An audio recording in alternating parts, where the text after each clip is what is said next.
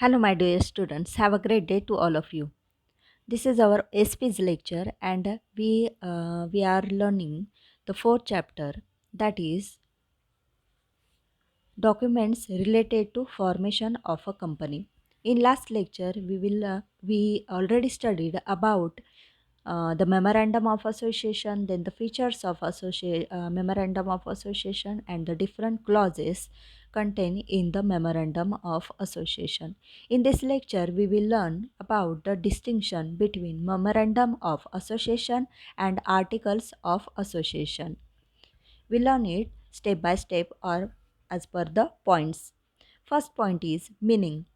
Memorandum of Association is a document which defines the aim and objectives of the company. That means all the aims and objectives of company are mentioned in MOA. Then in Articles of Association, this is the documents which contains the rules and regulations for internal management of the company. That means it includes all the rules and regulations which is useful for the internal management of the company. Then second point of the distinction is status.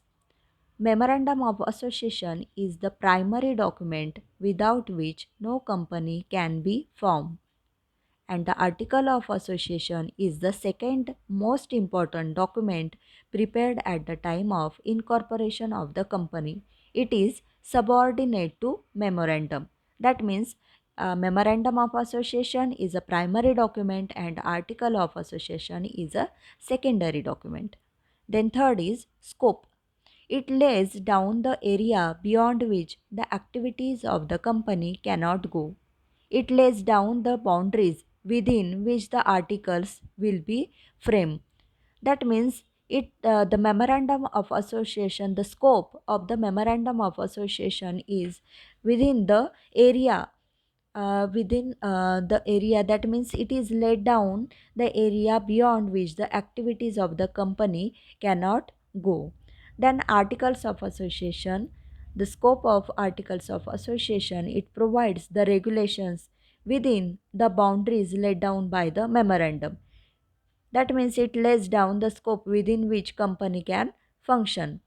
Then fourth point is contents in which. That means what are the contents in memorandum of association? There are different contents, such as it state the powers of the companies, what it can do, and what it cannot do. It contains various clauses like name clause, address clause, object clause, liability clause, capital clause, and associate clause. These are the contents of MOA. And in articles of association, it contains the rules and regulations which helps in internal management of the company related to matters like right of the shareholders, procedure relating to allotment of shares, appointment of BOD, borrowing power of company, mode of borrowing, etc. All these are contained in the articles of association.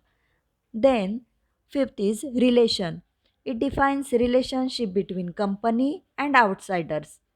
That means in memorandum of association there is it defines the relationship between company and outsiders, and in articles of association it defines the relationship between company and member, and between the members, company and members, and between the members. Then sixth is contradict. It cannot contain anything which contradicts the Companies Act or any other statute. It cannot contain any in articles of association. It cannot contain any provisions which contradict the Companies Act as well as the memorandum. Then seventh point is alterations. The process of alteration of memorandum is little complicated, as approval of the central government may be needed at times. That means the that means when we want to change some clauses in memorandum of association, it is a little bit complicated because the approval of central government may be needed at the times. And articles of association, altering the articles is a simple process, as often only a special resolution is needed to alter it. That means it is easy to alter or to change the articles in a simple process. These are all are the points related to articles of association and memorandum of association. This distinguish is so much important from the point of view of the board exam, so prepared it carefully. Thank you for listening me.